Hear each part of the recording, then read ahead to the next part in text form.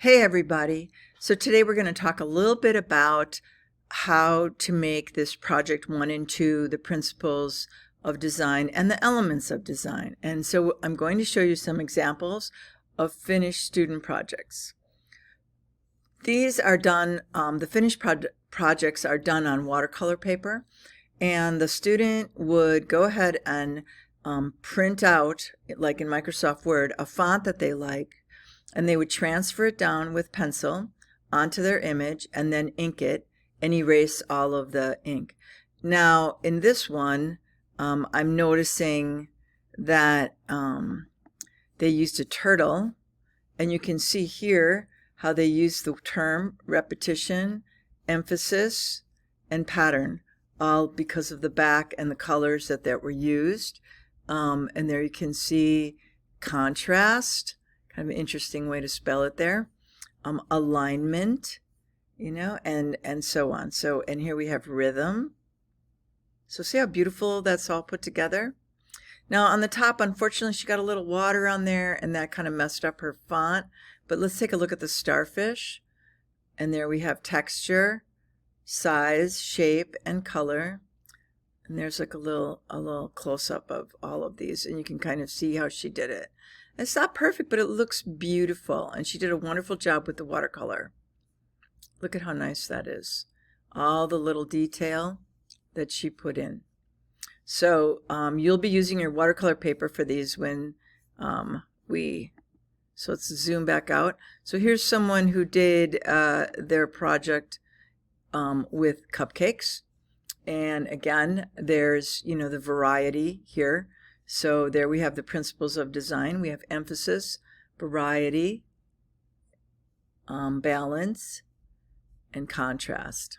I love this one. It's a really fun design. And we have cats. And here they are getting like packages from some pet delivery place, and they kind of got into them, and they're just having a good old time, right? So emphasis, and she kind of movement, right? So she put movement lines in there. There we have repetition and proportion. So there's our multiple cats, big to small.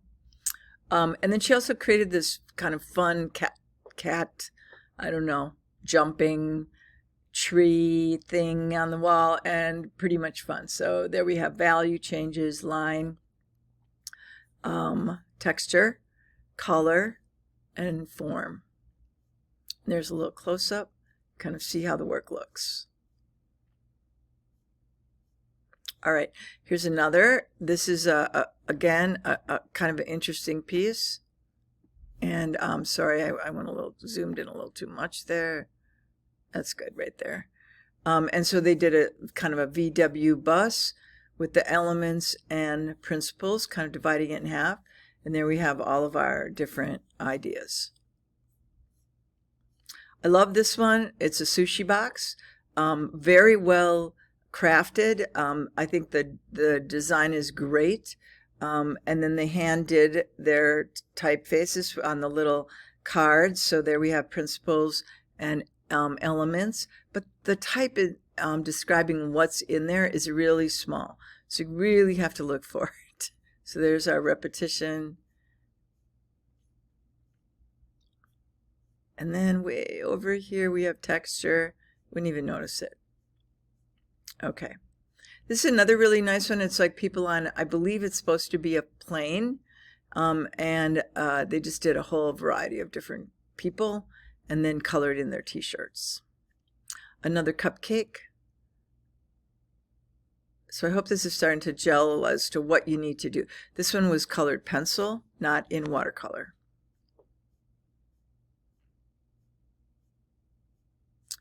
Okay, and I kind of didn't want this one to be in this direction, but that's all right. So here we have elements and principles. It's supposed to be a vending machine, and we can see here that all the different cans have different ideas. Here's a candy dispenser, and then this person hand did their piece. I think it really works well if you find a good font and you replicate it rather than just trying to hand it out. This one is very fun. I think they did the desk. So it's a image of their desk. And let me kind of zoom out a little.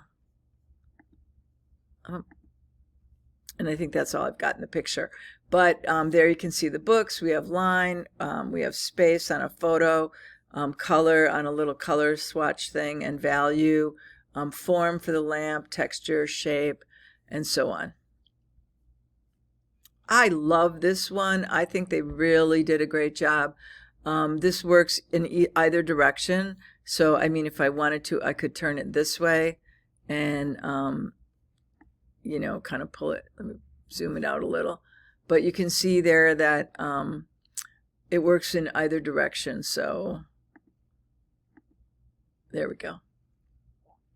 So there we have space, value, shape, size, texture, color, contrast, and so on. Okay. And this, there we go. This is really a clever idea. Just putting clothes in a closet and sort of hanging them there and then putting all of the different things on. And then here's one last one. This is the elements of design on principles of design as for a ballerina. And I think she was trying to kind of do a little something with Frozen.